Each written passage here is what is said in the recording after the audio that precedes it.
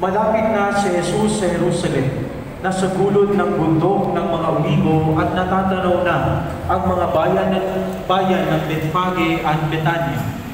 Pinauna ni Jesus ang dalawa sa mga alagad at sinabi sa kanila, "Pumunta kayo sa susunod na nayon. Sa pagpasok do'y makikita ninyong nakatali ang isang bisirong asno na hindi pa nasa